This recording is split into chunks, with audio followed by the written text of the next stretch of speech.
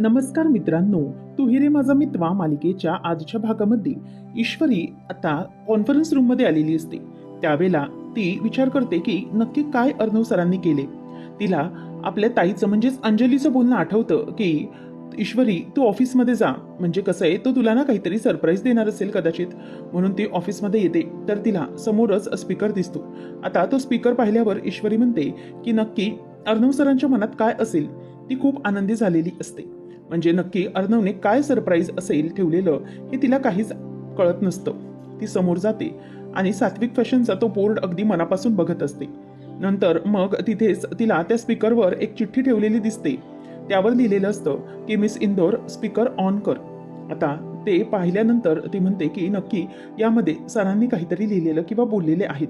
म्हणूनच आता ती चिठ्ठी तिथेच ठेवते आणि स्पीकर ऑन करायला लागते. त्यावेळेला मग आता ईश्वरी ही खूप खुश होते आणि तो स्पीकर एकदाचा ऑन करते. आणि स्पीकर ऑन केल्यानंतर तिला मात्र खूपच मनातल्या मनात आनंद होत असतो. आता तो स्पीकर ती कनेक्ट करून ऑन करते. त्याचबरोबर त्यावर आता अर्णवचा आवाज सुरू होतो, मिस इंदोर. आता अर्णवच्या आवाजाला ती बरोबर ओळखते आणि म्हणते की अर्णव सरांनी यामध्ये काहीतरी बोललेलं आहे. त्यामध्ये अर्णव सर बोललेले असतात की मिस इंदोर, म्हणजे आतापर्यंतचा आपला जो प्रवास होता तो खूपच वेगळा होता. ईश्वरी गालातच हसते आणि त्यानंतर मग अर्णव बोलत असतो की मिस इंदोर, आपलं लग्न हे एकमेकांशी कोणत्या परिस्थितीत झालं हेही तुला माहीत आहे. आणि हे लग्न झाल्यानंतर खरं तर मला प्रत्येक वेळेला हेच कळत आलं आहे की आपण एकमेकांपासून खूप वेगळे आहोत. म्हणजे आपले स्वभावही खूप वेगळे आहेत. तुझं आणि माझं हे या सगळ्याच बाबतीत खूपच वेगळं, म्हणजे तुझं वागणं बोलणं किंवा माझं वागणं बोलणं या बाबतीत खूपच तफावत आहे. हे सगळं आता ती ऐकत असते. अर्णव विचार करत असतो की मिस इंदोर ऐकत असेल का ते सगळं, म्हणजे ते ऐकल्यावर तिचं काय रिस्पॉन्स असेल, या सगळ्या गोष्टींचा त्याच्या मनात विचार येत असतो. ईश्वरी मात्र टेन्शनमध्ये असते. ती म्हणते की अर्णव सर हे नक्की काय बोलतायत. अर्णव सारखं त्या बोलण्यातून हेच जाणवून देत असतो की त्याला ईश्वरीचं आणि वागणं बोलणं अजिबात आवडत नाही. म्हणजे त्या दोघांमध्ये किती डिफरन्स आहे हे अर्णव सारखं दाखवून देत असतो. त्यावेळेला मग आता ईश्वरीला राग येत असतो. ईश्वरी मनात म्हणत असते की आपलं लग्न हे वेगळं आहे आणि हे लग्न झाल्यामुळे आपल्याला एकमेकांशी ऍडजस्ट करून घ्यावं लागत आहे, असं सगळं तो बोलत असतो. आणि नंतर म्हणतो की मिस इंदोर, आजपर्यंत मला हेच वाटत होतं की आपल्या दोघांचं एकमेकांशी झालेलं लग्न हे फक्त आपलं बोज आहे, पण म्हणजे आपण दोघांशी लग्न केलंय यामध्ये आपण दोघंही कधीच सुखी राहू शकत नाही. आता पण असं बोलल्यानंतर पुढचा आवाज गायब झालेला असतो. ईश्वरी पुन्हा ते लावते आणि म्हणते की नक्की काय असेल हे. अर्णव सर यांना हेच बोलायचं होतं का. त्यावेळेला मग ईश्वरी पुढे विचार करू लागते की नक्की अर्णव सरांच्या मनात काय असेल. तेव्हा ती पुन्हा विचार करायला लागते आणि म्हणते की नाही, काहीतरी गडबड आहे. अर्णव तिथून बोलत असतो की मिस इंदोर, आतापर्यंत हेच वाटत होतं की आपण केलेलं लग्न यामध्ये आपण सुखी नाही, पण आज असं बोलून आता तिथे सारखं ते वाक्य थांबत असतं. ईश्वरीला वाईट वाटतं. ती म्हणते की अर्णव सरांना हे वाटतंय का माझ्याबद्दल, म्हणजे ते नक्की या बाबतीत असा विचार करतायत का, असं तिच्या डोक्यामध्ये सारखं फिरत असतं. आणि म्हणूनच ती तिथून निघून येते आणि सरांच्या केबिनमध्ये येते. तेव्हा अर्णव म्हणतो, मिस इंदोर काय झालं, तू ऐकलंस का. तेव्हा मग आता अर्णव हा खुश होतो आणि गुडघ्यावर टेकून तिला बोलायला जाणार तेवढ्यातच ती म्हणते की हे काय चाललंय सर तुमचं सगळं. तेव्हा अर्णव म्हणतो की काय. ईश्वरी म्हणते की सर, तुम्हाला काय बोलायचं होतं नेमकं, तुम्ही बघितलं का, म्हणजे तुम्हाला हे कसं आवडतं हो असं वागणं, म्हणजे तुम्ही मला याच्यासाठी बोलवलं होतं का ऑफिसमध्ये, आपल्या दोघांमध्ये कसा फरक आहे, काय आहे, किती काय बोललात तुम्ही. तेव्हा मग अर्णव म्हणतो, मी सिंदोर पण तू पुढचं ऐकलं नाही का, त्यात पुढेही काहीतरी होतं. ईश्वरी म्हणते की काय होतं, काहीच नव्हतं, तुम्ही फक्त हेच दाखवत होता आपल्यामध्ये किती उलझन आहे, आपण किती एकमेकांपासून वेगळे आहोत, हे सगळं तुम्ही फक्त बोलून दाखवत होता, बाकी काहीच बोलत नव्हतात तुम्ही. पण मग काय करायचंय सांगा ना आता मी. पण एक गोष्ट लक्षात घ्या अर्णव सर, आपलं लग्न झालंय हे आपल्याला लाईटली घेता येणार नाही. लक्षात ठेवा, लग्न झालंय तर आपल्याला आपण दिलेली एकमेकांना वचनं निभवावीच लागणार आहेत. तुम्हाला काय वाटतं याच्याशी काही लेणं देणं नाहीये मला, समजलं. पण एक गोष्ट कायम लक्षात ठेवा की ही मिस इंदोर तुमची असा पिछा सोडणार नाहीये, तुम्हाला कधीच सोडणार नाहीये, समजलं. असं म्हणून ती तिथून निघून जाते. तेव्हा मग अर्णव हा ईश्वरीकडे बघतच राहतो आणि म्हणतो की काय झालं या मिस इंदोरला, ही अशी का बिहेव करते. म्हणून तो कॉन्फरन्स रूममध्ये येतो आणि तो स्पीकर ऑन करतो. स्पीकर ऑन केल्यानंतर त्याच्या लक्षात येतं की काहीतरी गडबड नक्की आहे, म्हणून तो चालू करतो. तेव्हा त्या स्पीकरमध्ये एवढंच ऐकायला येत असतं की मिस इंदोर, मला आजपर्यंत असंच वाटत होतं की हे लग्न म्हणजे फक्त आपण एकमेकांसाठी केलेली ॲडजस्टमेंट आहे, परंतु आज असं सारखं सारखं प्ले होत असतं. अर्णव म्हणतो की हे काय, म्हणजे मला पुढचं जे काही मी बोलतोय ते ऐकायला कसं येत नाहीये, नक्की काय गडबड झाली असेल. तेव्हा अर्णव जे जे काही वाईट बोललाय किंवा जे काही ॲडजस्टमेंटचं बोललाय ते सगळं काही ईश्वरीला ऐकू जातं, परंतु जो मेन त्याचा मुद्दा असतो बोलण्याचा की त्याचं ईश्वरीवर प्रेम आहे ते मात्र अर्णव तिथून बोलला गेलेला नसतो असं दाखवत असतात. तर इथे आता अर्णव म्हणत असतो की हे असं कसं झालं, म्हणजे अचानकच ही गोष्ट कशी काय घडली. परंतु मिस इंदोर, एक गोष्ट तुझ्या लक्षात येते का? अगं, माझं तुझ्यावर खरंच खूप प्रेम आहे. मला यामध्ये एकच बोलायचं होतं की आजपर्यंत मला असं वाटायचं की आपण एकमेकांसाठी नाही, परंतु आज असं झालंय की मिस इंदोर, मी एक सेकंड देखील तुझ्याशिवाय जगू शकत नाही. मला हेच बोलायचं होतं miss Indore, that I love you. माझं खरंच तुझ्यावरती खूप प्रेम आहे. हे सगळं मला पुढे बोलायचं होतं, पण तेच नेमकं प्ले झालं नाही. मिस इंदोर, तुला माहिती नाहीये तू माझ्यासाठी आता माझ्या लाईफमध्ये किती इम्पॉर्टंट रोल प्ले करते. तुलाही माहित नाहीये की माझं तुझ्यावरती किती प्रेम आहे. असं आता अर्णव हा गालातल्या गालातच हसत स्वतःच बोलत असतो. आणि पुन्हा एकदा ईश्वरीच्या प्रेमात तो आता पूर्णपणे पागल झालेला असतो. इशू तर रागाने निघून जाते, परंतु अर्णव मात्र तिथेच अगदी उभा म्हणजेच राहिलेला असतो आणि ईश्वरीचं प्रेम तिथल्या तिथेच तो फील करत असतो. आणि मिस इंदोर, खरंच मला तुला हेच सांगायचं होतं की माझं आता तुझ्यावर खूप प्रेम आहे. आत्ताची सिच्युएशन ही फार वेगळी आहे. हे सगळं आता त्याला खूपच आनंदाने तो खुश होऊन स्वतःला समजवत बोलत असतो. तर इथे ईश्वरी घरी येते. ताई म्हणते की अगं ईश्वरी, आलीस तू? अगं काय झालं, म्हणजे ऑफिसमध्ये नक्की काय स्पेशल घडलं, मला सांग की चिंटूने तुला नेमका काय सरप्राईज दिलंय. तेव्हा आता अर्णव पण तिथे आलेला असतो आणि त्याचबरोबर ईश्वरी म्हणते की विचारा, तुमच्याच भावाला विचारा की नक्की काय सरप्राईज दिलं आहे ते.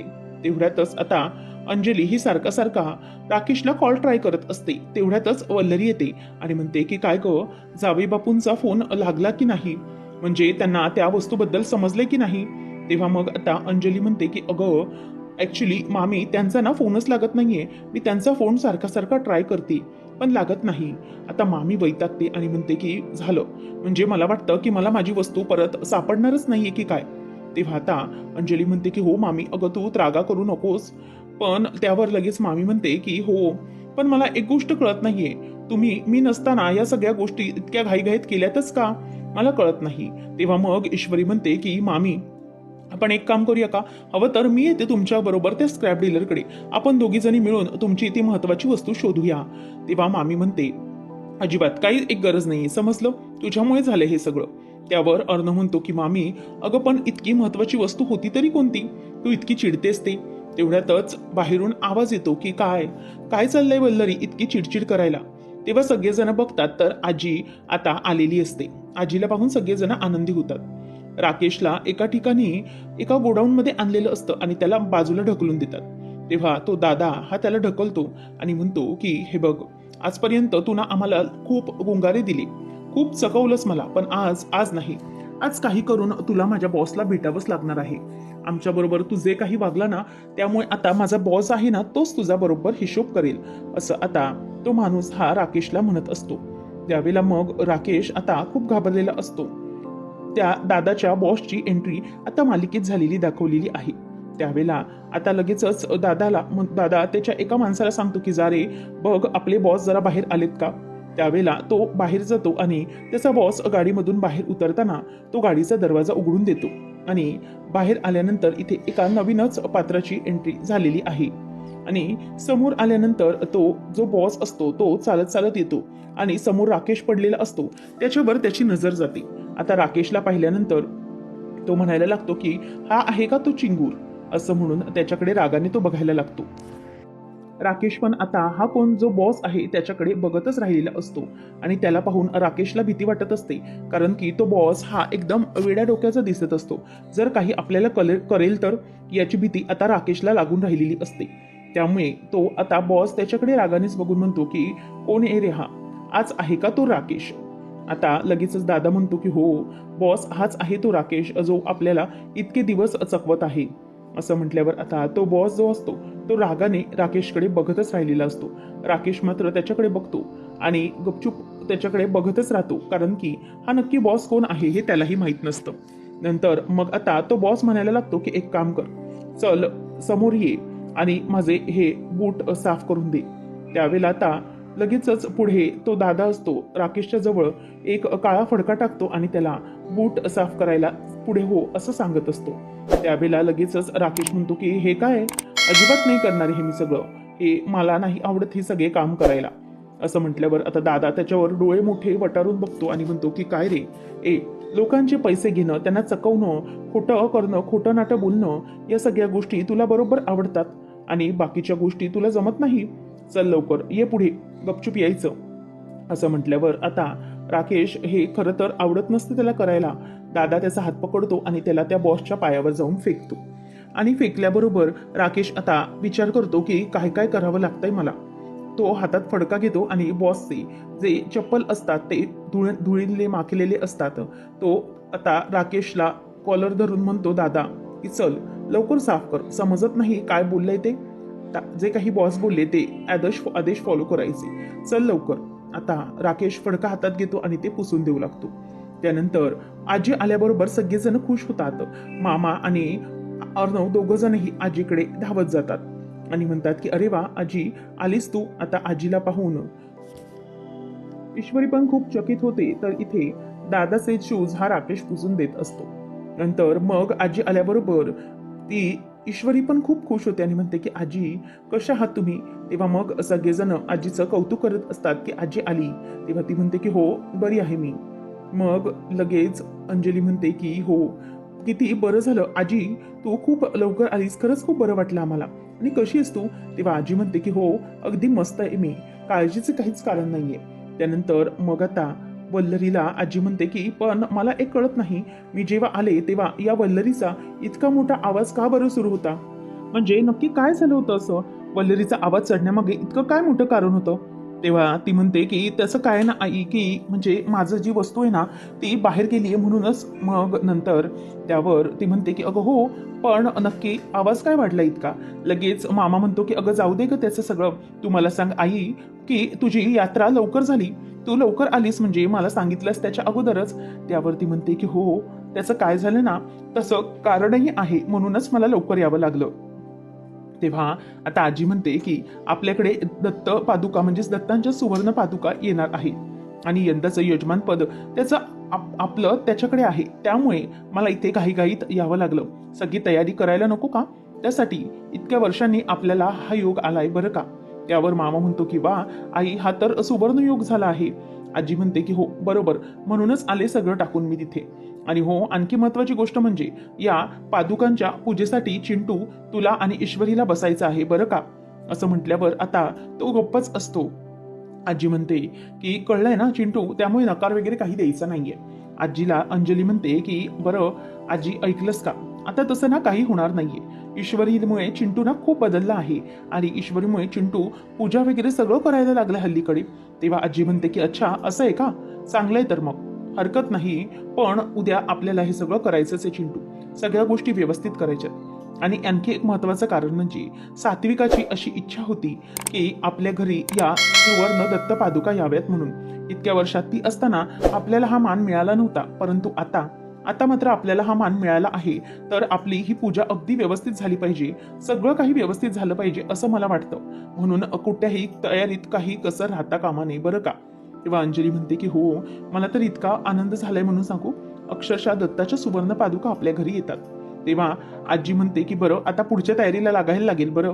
त्याचबरोबर आता अंजली म्हणते की आजी तू त्याच्या अगोदर माझ्या बरोबर जरा रूम मध्ये चल, मला ना तुला खूप काही गोष्टी शेअर करायच्यात, सांगायच्यात, चल. आकाश आजीची बॅग घेऊन जातो. त्यानंतर मग आता मामा हा डेकोरेशन वाल्याला कॉल करून बाजूला जातो आणि म्हणतो की विशाल आपल्याला डेकोरेशन करायचे रे बाबा. तर ईश्वरी पण अर्णवकडे रागाने बघते आणि तिथून निघून जाते. अर्णव तिच्या मागे जातो. इथे वल्लरी विचार करते की काय नेमका तो बॉक्स माझ्या हातून गेला, नाहीतर उद्याचा एकदम सुवर्ण काळ होता, म्हणजे इथे दत्त पादुका येणार आणि तिकडे ईश्वरीची आई आणि अर्णवच्या बाबांचं लफडं सगळ्यांसमोर आलं असतं. असं सगळा माझा डाव होता, परंतु ऐनवेळेला तो बॉक्स कुठेतरी हरवला.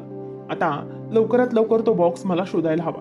काही ना काहीतरी काढून लवकरात लवकर मला त्या गोष्टीचा निकाल लावायलाच पाहिजे, असा मामी आता विचार करत असते. त्यानंतर आपल्याला पाहायला मिळतं की राकेश हा त्या दादाचे शूज वगैरे पुसून देतो आणि त्याच्याकडे अगदी मान खाली घालूनच तो उभा बसलेला असतो. त्यावर आता लगेचच दादा म्हणतो की काय रे, तुला माहितीये का मला महत्वाची गोष्ट कोणती आहे? मला आयुष्यात 2 प्रकारचे लोक आवडत नाही.